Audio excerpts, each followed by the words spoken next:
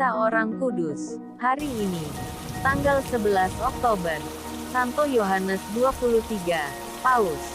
Santo Paus Yohanes ke-23 adalah paus kita yang ke-261, yang menjabat sebagai paus sejak tanggal 28 Oktober tahun 1958 hingga tanggal 3 Juni tahun 1963. Nama aslinya adalah Angelo Giuseppe Roncalli. Ia lahir di Sotto il Monte, Italia, pada tanggal 25 November tahun 1881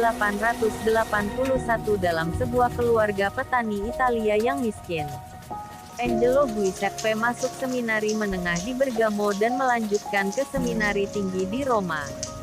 Ia ditahbiskan menjadi imam pada tanggal 10 Agustus tahun 1904. Tugas pertamanya sebagai seorang imam adalah menjadi sekretaris uskup Bergamo, yang diembannya sampai tahun 1914. Saat Perang Dunia Pertama pecah, Angelo Giuseppe bergabung dengan militer sebagai pastor dan sebagai anggota korps medis. Tugas berbahaya ini tetap ia jalani sampai Perang Dunia Pertama selesai.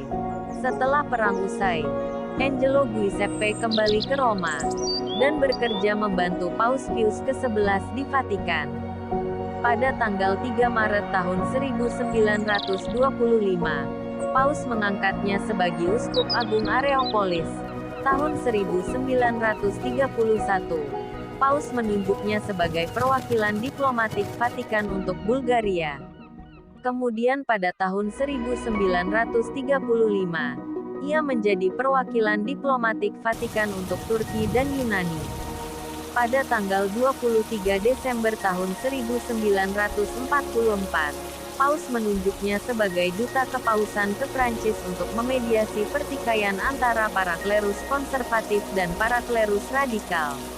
Reputasinya yang gemilang membuat ia kemudian dilantik Paus Pius ke-12 sebagai seorang kardinal pada tanggal 12 Januari tahun 1953, dan sebagai uskup agung dari Venesia, Italia, pada tanggal 15 Januari tahun 1953. 5 tahun kemudian secara mengejutkan Kardinal Angelo Giuseppe Roncalli yang saat itu sudah berusia 77 tahun. Terpilih menjadi paus dalam konklav yang digelar setelah meninggalnya Paus Pius ke-12.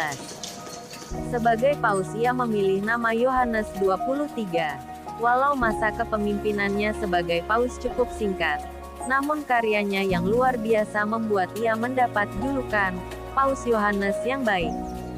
Sebagai paus dia sangat menekankan tugas pastoral bagi setiap orang, bagi para uskup dan para imam lainnya. Ia mempromosikan reformasi sosial bagi para buruh, masyarakat miskin, anak-anak yatim dan anak-anak terlantar.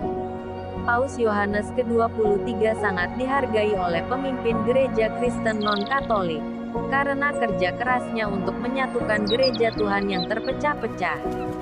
Walau mendapatkan banyak tantangan, namun Paus Yohanes ke-23 tetap berupaya mereformasi hubungan antara gereja Katolik dengan gereja denominasi Kristen lainnya seperti gereja Protestan, gereja Ortodoks Yunani, dan gereja Anglikan Inggris. Suatu hal yang pada waktu itu tidak terbayangkan dapat muncul dari kekuasaan tertinggi Tata Suci. Pada bulan April tahun 1959, Paus mengeluarkan keputusan yang dengan tegas menentang gerakan komunisme. Paus mengeluarkan larangan bagi umat Katolik untuk memilih partai yang mendukung atau yang berhaluan komunis. Pada tanggal 25 Januari tahun 1959, Paus Yohanes ke-23 mengumumkan niatnya untuk mengadakan sebuah konsili untuk membahas cara-cara untuk memperbaharui gereja Katolik dalam dunia modern, mempromosikan keragaman dalam kesatuan gereja, dan membahas reformasi untuk gerakan ekumenis dan liturgi. Pada tanggal 11 Oktober tahun 1962, dilaksanakanlah sebuah konsili besar di abad modern ini yang kita kenal sebagai Konsili Vatikan II. Keikhlasannya, cintanya yang melimpah bagi sesama, gerakan pembaharuan gereja serta semangat ekumenis dalam urusan gerejawi, membuat Paus Yohanes ke-23 menjadi salah satu paus yang paling dicintai di zaman modern ini.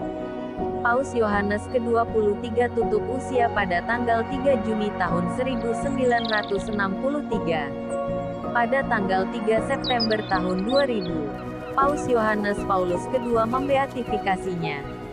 Kemudian, Paus Fransiskus menggelarinya sebagai orang kudus pada tanggal 27 April tahun 2014. Santo Paus Yohanes ke-23, doakanlah kami. Kak Carla Channel.